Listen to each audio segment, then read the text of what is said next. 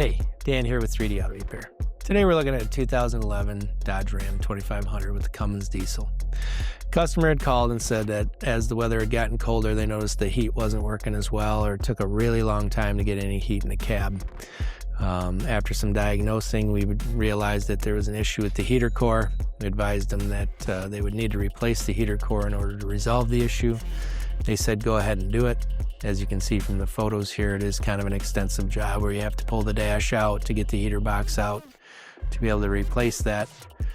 As soon as we got the new heater core back in, took it for a drive. Thankfully, it was kind of a colder day that day, but the heat was there almost instantaneously.